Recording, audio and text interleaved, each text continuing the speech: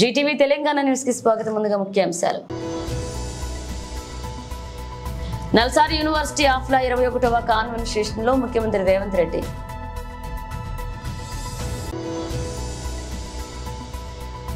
సుధాంశు త్రివేది న్యూఢిల్లీలోని బీజేపీ ప్రధాన కార్యాలయంలో విలేకరుల సమావేశం.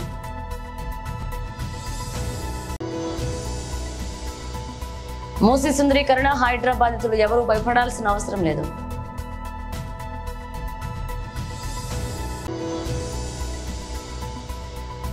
విరాట్ కోహ్లీ కోసం సైకిల్ ప్లే బాలుడి 58 కిలోమీటర్ల ప్రయాణం. నల్సార్ యూనివర్సిటీ ఆఫ్ లా 21వ కాన్వకేషన్ లో ముఖ్యమంత్రి రేవంత్ రెడ్డి పాల్గొన్నారు. Governor of Telangana Shri Jishnudev Varmaji, chief minister Shri Revanth Reddyji, judge supreme court of India justice P S Narasimhaji, chief justice of the high court of Telangana and chancellor NALSAR university Justice Alok Aradheji, Vice Chancellor Professor Sri Krishna Deva Rao ji, distinguished guests, members of faculty and staff at Nalsar University, parents and dear students, ladies and gentlemen, I convey my hearty congratulations to all the students who have been awarded their degrees in this convocation. I share the joy of those students who have received medals for their extraordinary accomplishment. I appreciate the contribution of the faculty members and the entire team of the university in helping the students reach a major milestone in their life and career. I understand the sense of fulfillment among the family members who have been helping and encouraging the students. I admire the efforts of Nalsar in taking care of issues concerning disability, access to justice, prison and juvenile justice, and legal aid. I am happy to note that Nalsar has set up an animal law center. It reminds me of my tenure as the Minister of Department of Fisheries and Animal Resources Development in Orissa nearly 20 years ago.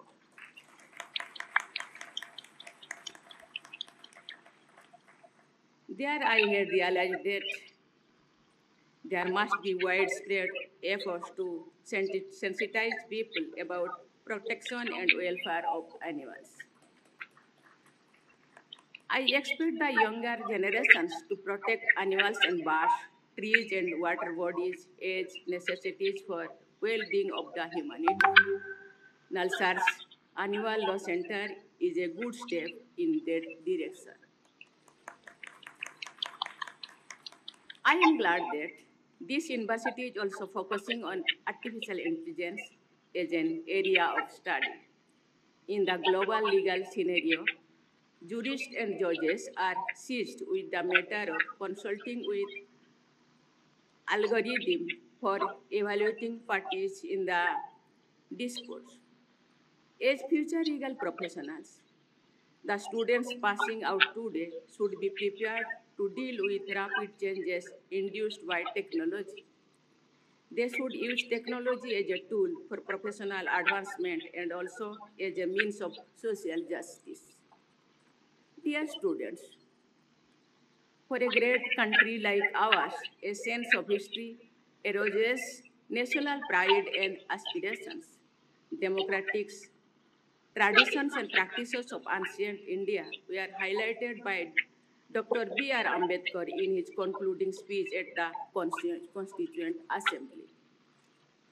The system for administration of justice reflects the prevailing social and cultural environment of a society. Nearly 2,300 years ago, the ambassador from Macedonia in the court of Chandragupta Maurya, Megasthenes describes Indians as remarkably law-abiding people. Chandragupta Maurya's minister Chanakya, in the celebrated work Arthashastra, had advised that a bench of 3 magistrates be set up for every 10 villages with higher courts in districts and provinces. a bench of judges was preferred to individual judges. Arthashastra enumerates the high standards set for the officers responsible for administration of justice. It also suggests that no private meetings should be allowed between judges and litigants until cases were settled. Impartial administration of justice was given utmost importance. BJP జాతీయ అధికార ప్రతినిధి సుధాంశు త్రివేది న్యూఢిల్లీలోని BJP ప్రధాన కార్యాలయంలో విలేకరుల సమావేశంలో ప్రసంగించారు. अखिलेश यादव जी, जिनको अपराधियों में जाति दिख जाती है, परीक्षार्थी में जाति नहीं दिखी, एकदम चुप्पी साध गए.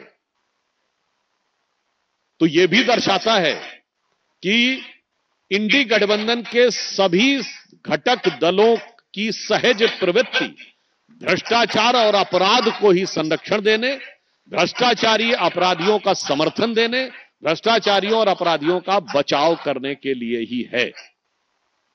धन्यवाद. सवाल ले सकते हैं प्रमुख जी.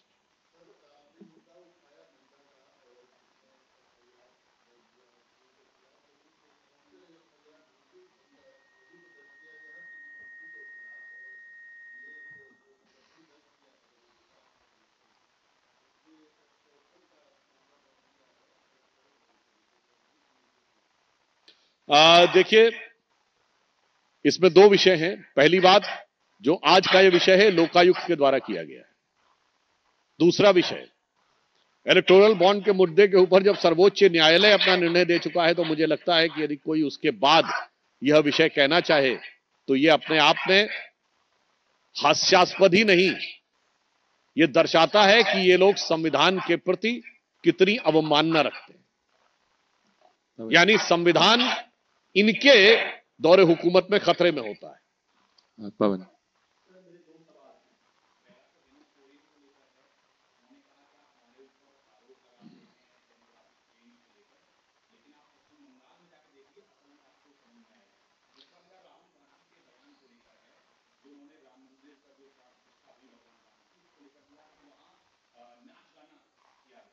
देखिए, जो हेमंत सोरेन जी ने कहा, कभी कभी आप चाहें या ना चाहें, हकीकत जुबान पे आ ही जाती है.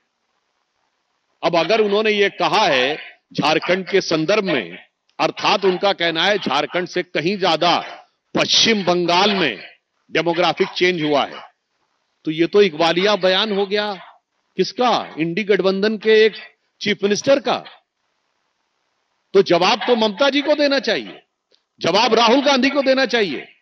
जो कहते हैं कि डेमोग्राफी में कोई चेंज नहीं हुआ है, तो मैं ये कह सकता हूं कि हेमंत सोरेन का एक बयान मुझे लगता है राहुल गांधी और ममता बनर्जी जी के लिए एक आईना कहा जाए या एक बहुत जोरदार झटका कहा जाए, परंतु ये एक सत्य को अनायास उजागर करना, या कभी कभी जिसे कहते हैं कि आप किसी भी सच को कितना छुपाने की कोशिश करें, वो चेहरे से जाहिर हो जाता है. जो कहते थे ना, लाख छुपाओ छुप ना सकेगा, राज हो कितना गहरा, और दिल की बात बता देता है असली नकली चेहरा. तो असली चेहरा उभर के आया हेमंत सोरेन के बयान से, और नकली चेहरा उजागर हो गया. राहुल गांधी जी के विषय में, उनका तो खैर वो एक चिरपरिचित अंदाज है. बहुत दुख और गंभीरता की बात है कि वो राहुल गांधी जी, जिन्होंने ईश्वर के नाम की शपथ नहीं ली है, धार्मिक विषयों के ऊपर अनेक प्रकार की अनर्गल बातें करते हैं. श्री राम जन्मभूमि के संदर्भ में मैं स्पष्ट रूप से कहना चाहूंगा कि राहुल गांधी जी को या तो दिखता नहीं, वो कहते हैं आपको कोई श्रमिक नजर नहीं आया. अरे श्रमिकों पर पुष्प वर्षा की गई, प्रधानमंत्री श्री नरेंद्र मोदी जी के द्वारा श्रमिकों का सम्मान किया गया, और जैसा सम्मान हुआ ऐसा आपको, और ऐसा ही काशी विश्वनाथ कॉरिडोर के समय भी हुआ था. मैं चुनौती से कहता हूं पूरे राहुल गांधी जी के सरकार के शासनकाल में कभी ऐसा हुआ हो.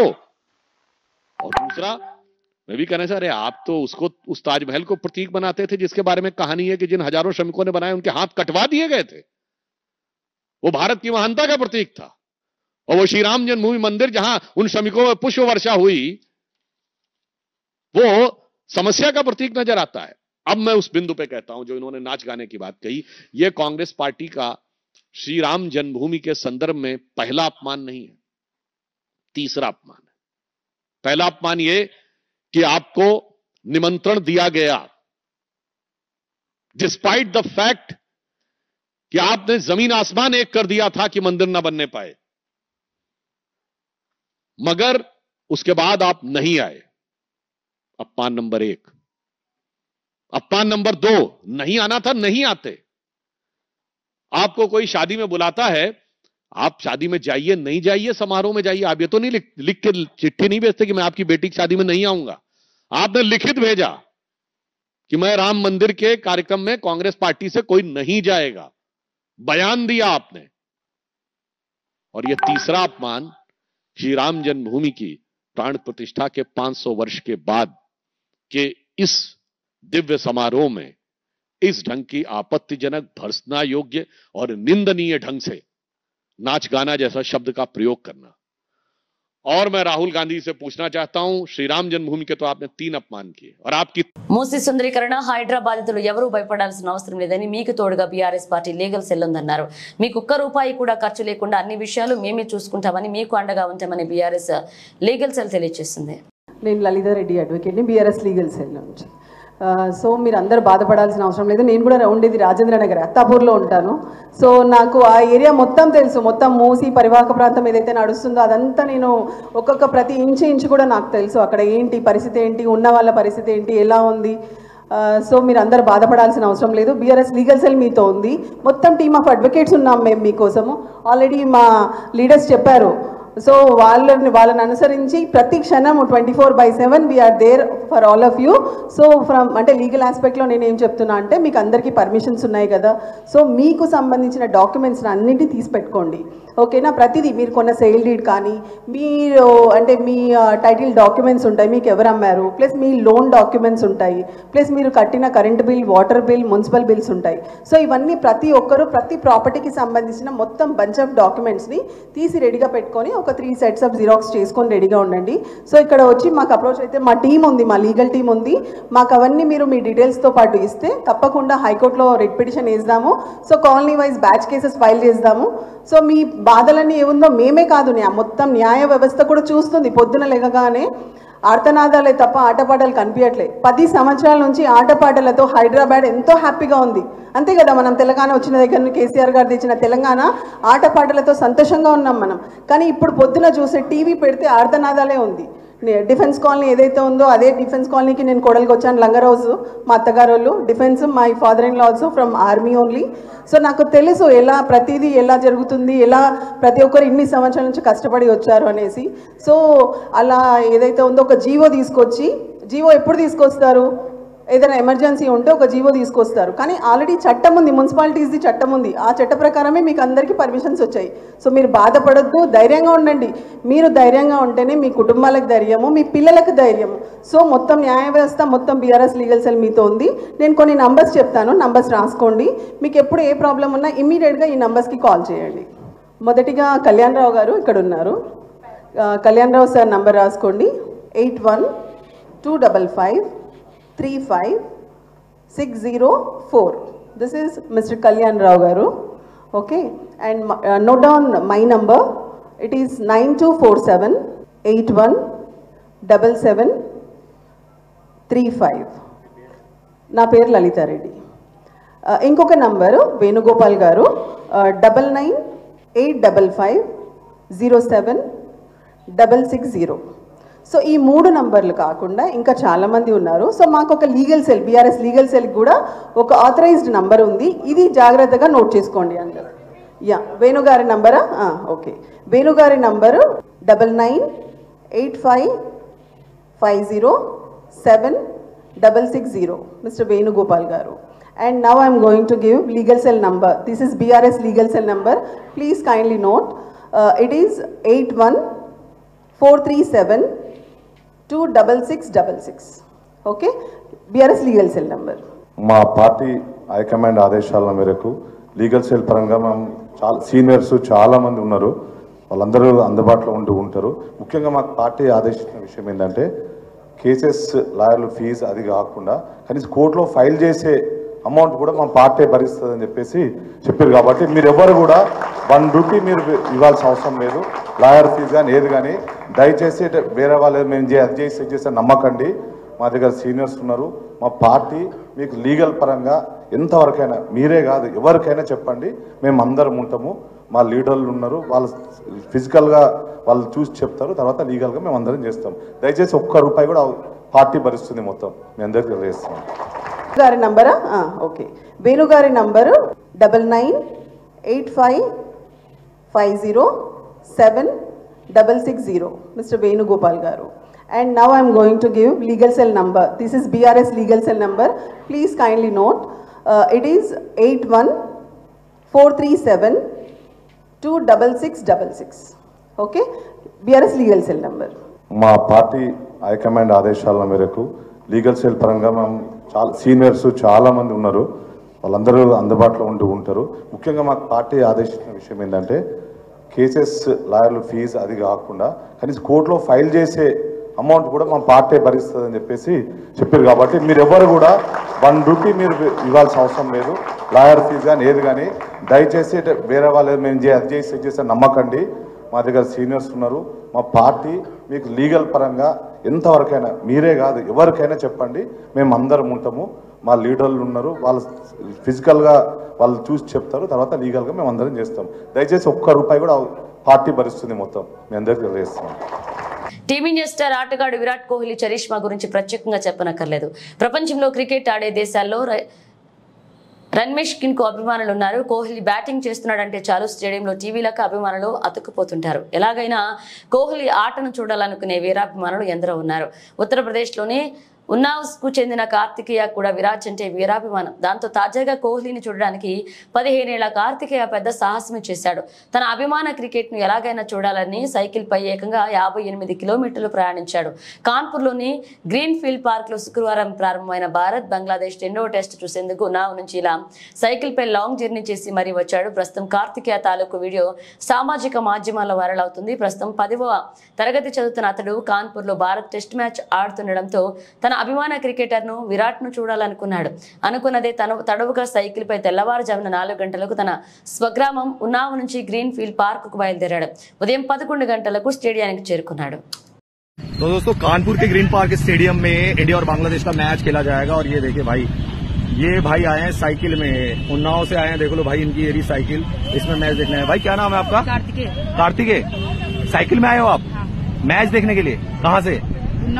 उन्नाव से आप आए हो इतनी दूर. कितना किलोमीटर है उन्नाव से ग्रीन पार्क स्टेडियम? 58 किलोमीटर.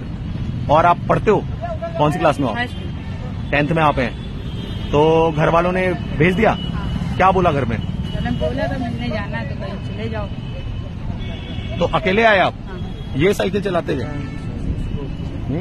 कितना टाइम लगा आपको यहाँ पहुँचने में? 4 बजे निकला था, 11 बजे. सुबह 4 बजे निकल गए थे. तो यार उस समय तो अंधेरा रहा होगा. नहीं आ गए थे.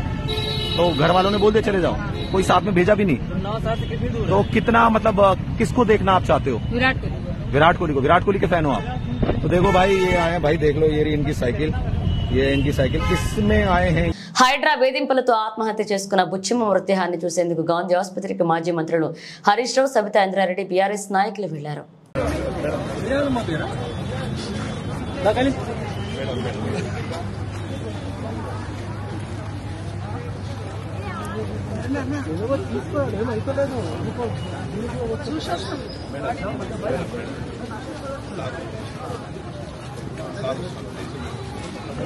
ప్లీజ్ కొంచెం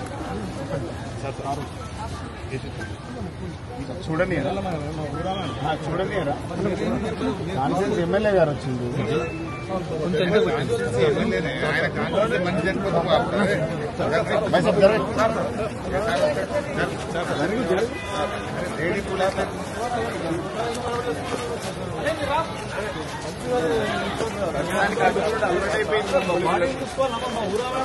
ఆయన కాన్ఫరెన్స్ మంచి ఎక్కువ చేసుకుంటే ఎక్కువ అవుతుంది. ఇట్లా భయపెట్టి పబ్లిక్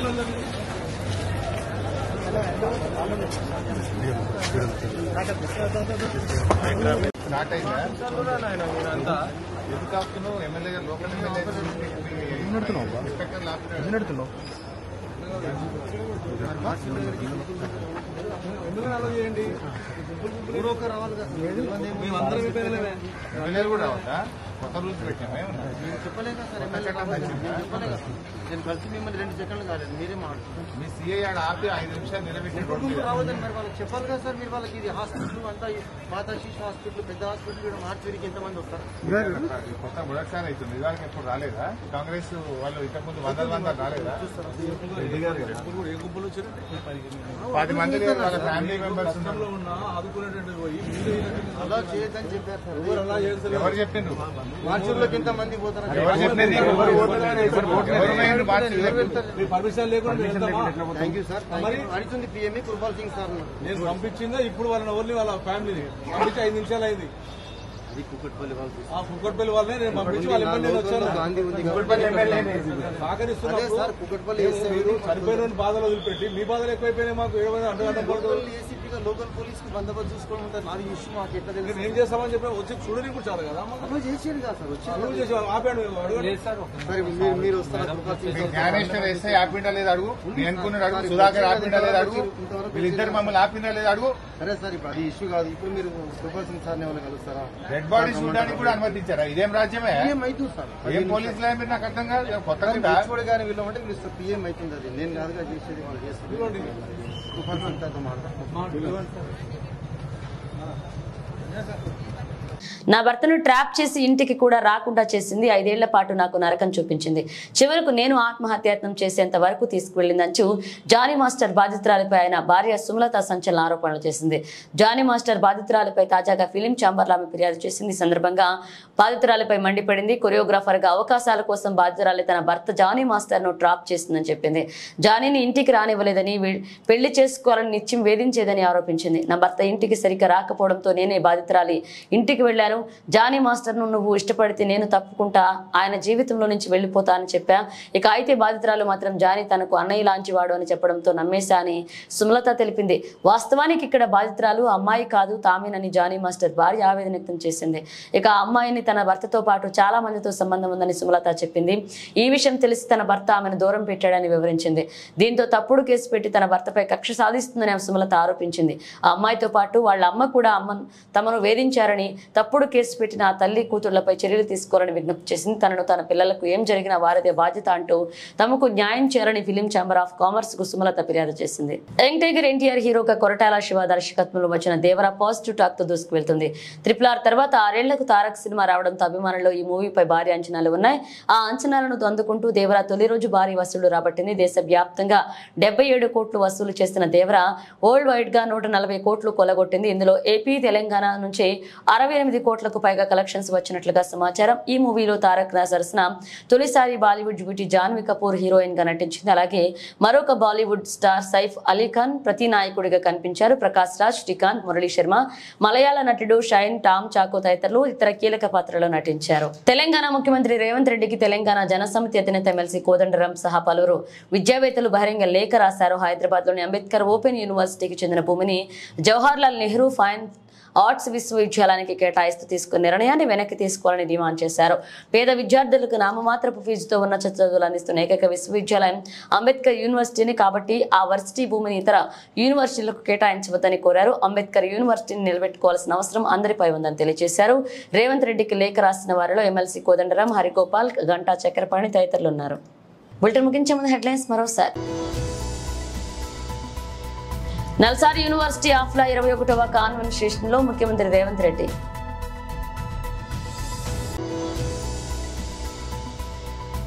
సుధాంశు త్రివేది న్యూఢిల్లీలోని బీజేపీ ప్రధాన కార్యాలయంలో విలేకరుల సమావేశం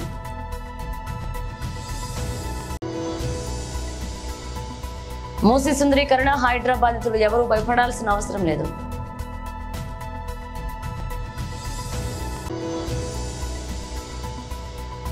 విరాట్ కోహ్లీ కోసం సైకిల్ ప్లే బాలుడి 58 కిలోమీటర్ల ప్రయాణం ఈ బులెటిన్ అప్డేట్స్ మళ్ళీ కలుద్దాం